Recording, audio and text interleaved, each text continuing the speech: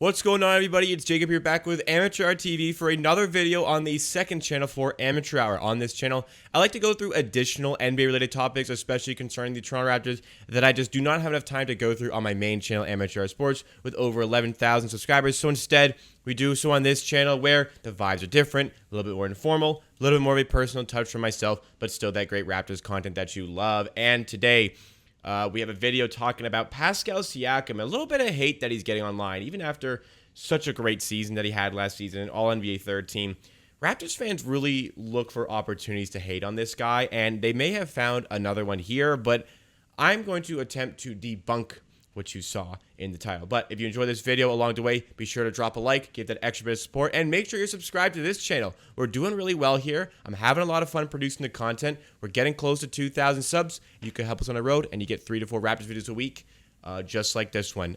Short for content this week, just because it's been very busy, and I'm going to be away this weekend. I recorded this on Friday. I believe this will come out on Saturday. Going to be away in Pittsburgh all weekend, and I wanted to get this one out because a lot of Raptors fans on Twitter, like not a ton, but a good amount, were really slandering Pascal Siakam for something, for a video like this. So this video comes from William Liu on Twitter, also the host of the Raptors show with Will Liu, of course. And great, by the way, great content, great podcast to listen to, or sometimes on Sportsnet's YouTube, you can watch there. I listen to it on Spotify on my commutes. Also great follow on Twitter, but I'm sure if you're a Raptors fan, you enjoy Raptors content, you know Will do. Anyways, so we have this video here, and this is where it all came from. We don't need to watch with sound, but it was Raptors technically like starters versus bench, and it was next point wins. And, you know, naturally you're going to have Siakam taking a bunch of these like next point wins, but he misses the shot, gets back, absolutely stuffs Jeff down at the rim. Like, great piece of defense. That's not what we're here for. The video is about 1:50 long. We're about 20 seconds in, so bear with it as we kind of get through. You're going to see in a second a lot of Pascal Siakam attempts to win the game here. So, you know, you've got DJ Wilson there, Malachi Flynn. Remember, it's next point wins. And it's, I believe it's like winner stays on type thing. Nice little steal by Fred. Take it down the other way. Him and Siakam try to play the two-man game in the half court, which they've did plenty of time with the Raptors. Siakam gets into the mid-range spot, tries to isolate on Precious Achiuwa, goes up, just rims out, but Achiuwa also fouled him. They called a foul. I know you don't have the sound on. I watched with sound. Called a foul. It's a scrimmage, right? So they get the ball back, and Siakam goes at DJ Wilson here. Goes at him again. Goes up strong. Gets fouled. They get the ball back again. They're struggling to guard this guy without fouling, but he also is missing these shots. And you think, you know, clutch circumstance, next point wins, right? But they're fouling him. Again, Fred and Siakam run the two-man game. Fred can't quite body down, but they call a foul again. 3 straight fouls. Obviously, you see Fred VanVleet getting frustrated. They keep fouling. Raptors starters get the ball back. And you can see Fred is really frustrated there. And I'll talk more about Fred in just a second with that. But inbound it to Siakam, going at DJ Wilson again. So Raptors have not been able, the Raptors starters not able to get a bucket on their bench. Siakam goes up. Can't get it by Doughton. Gets by him, goes to the rim, misses, but Gary Trent puts it back. So Siakam, a few misses there. Fred, upset, like I said. Fred actually, if you watch the video afterwards, got pretty upset with the bench players, essentially saying, like, you know, you got to be able to play defense without fouling, which is 100% true, especially for the Raptors, who do foul a little bit too much. Is that maybe a little bit on the refs? Sure.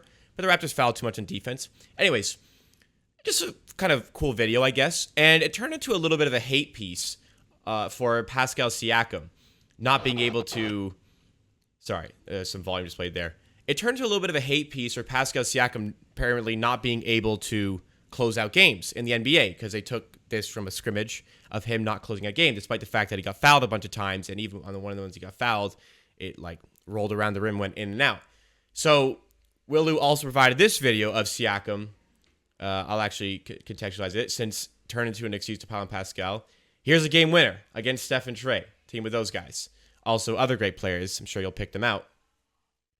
Just gets inside 3, sizes up, gets his shot, bang, winner. And this is what Pascal Siakam did plenty of times in the season with the Raptors. Like, we watched it all throughout the season.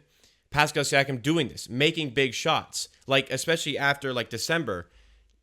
keep putting the Raptors on his back, quite frankly, to get to that 48 win mark. Like, he was just exceptional and was rewarded with that with an All-NBA third team appearance. But people do want to make the claim that Pascal Siakam is not clutch. And I feel like all of Pascal Siakam's slander, like, he's slandered for his entire career for a 7-game sample size in a playoff series in the bubble. Now, I'm not one who says the bubble doesn't count. I think that's absurd. But I ran a poll on my YouTube channel, and over a third of people who voted in that poll, about 5,000 people, said the bubble doesn't count. So over a third of the people in that poll would suggest that Siakam's bad performances don't count in the bubble. So if the good performances don't count, like the Lakers winning championship, then in my opinion, the Siakams shouldn't count either when he's playing poorly. But bubble counts. It happened. That's quite a while ago now. Siakam is a much better player, and that's just a 7-game sample size, like I mentioned. But people still want to put him down for his clutch supposed performances and clutch stats. So Will Lou on his podcast responded to sort of the criticism from his Twitter. And I'm going to pull up some statistics here that Will Lou went through on his show. Full credit to Will Lou for going through these stats and talking about them on his show on Spotify. I would go check out his podcast there 100%. But I do want to highlight the numbers here and provide a little bit of my insight and analysis to this situation, because the claim here is that Pascal Siakam is not clutch. Siakam cannot do it in the big time, despite the fact that, like, how many times did he bail us out in the clutch? Like, the Raptors' clutch offense for a lot of, like, the second half of the season was give the ball to Pascal, get out of the way, let him go win you the game. So Pascal Siakam last season, there's 4 players we're going to discuss here. We're going to talk about Siakam, and we're talking about 3 really good players that we're going to compare him to in their clutch stats. Clutch stats, of course, would be when the game is 5 points or less of a margin, so plus or minus 5-point margin between the two teams in the fourth quarter or in overtime. And good amount of shots, like a good sample for all 4 of these players. In that sample, Pascal Siakam in the clutch shot 40%. Okay? 40% maybe isn't the best. 19 assists, 4 turnovers. That's quite good. That's quite good for the clutch. I mean, 40%, you look at that, really isn't good. But let's contextualize it here. This is the point of the game where you're most tired, especially for Siakam, who averaged like 38 minutes a game. This is the point in the game where the game is slower. Defense plays a lot harder on you. That's probably a little bit of context, but 40% seems underwhelming, and I would agree. But let's compare this to some big-time players. Let's compare this to possibly the best scorer of all time, one of the best closers as well, in Kevin Durant. Now, Kevin Durant in these clutch circumstances, and he was excellent this season. Like, this could have been his best season, even though he's like 33, 34. Kevin Durant in these clutch situations shot 42%. 14 assists to 6 turnovers. Kevin Durant, 42%. That's only 2 points above Pascal Siakam. So you might think, well, you know, maybe KD shoots more threes. KD shot 29% from 3. So KD ain't out here. Like, KD is a much better player than Siakam. I'm not trying to say Siakam's the same, but even KD doesn't keep his field goal percentages up in the clutch, right? That was an eluding statistic to hear. Then we go down to Steph Curry. Now, I don't think Steph is the most clutch player, but he certainly showed that in the NBA Finals. And he's undoubtedly one of the greatest players of all time. Many would say top 10. Very good case. I would comfortably say he's top 11. Maybe top 10 as well. That's a discussion for another day. Steph in these clutch situations shot 36%. Again, you might think, hey, that's just a lot of threes. He's making a lot of threes. He shot 19% from 3 in these clutch situations. So again, this is another guy. Not that he's bad in the clutch. This is just what guys produce because of the fatigue, because of the defense being played. And then there's also a third guy here who could have won Finals MVP, and it's a very close comparison to Siakam and what they do on the court. That's Jason Tatum. Jason Tatum in these clutch circumstances, and everybody drools over Jason Tatum. He shot 37% in these clutch circumstances. Now, again, this is another guy who shoots more threes than Siakam. Jason Tatum shot 2 for 25 from 3 in the clutch situations. He took 25 three-pointers in the clutch this season. This is regular season. He made 2 of them. Good for 8%. He also had 7 assists, much lower than Pascal's 19. and 13 turnovers. 13, 9 more than Pascal. So I'm not suggesting here that Pascal Siakam is a better player than any of the players that I've listed. I'm not suggesting that at all. I'm suggesting Siakam is an excellent closer and is excellent in the clutch. And for people to point out statistics like this and, say Siakam isn't that good in the clutch, look at that shooting. This is how all-stars seem to operate in these circumstances. They're taking the heavy burden of taking these shots.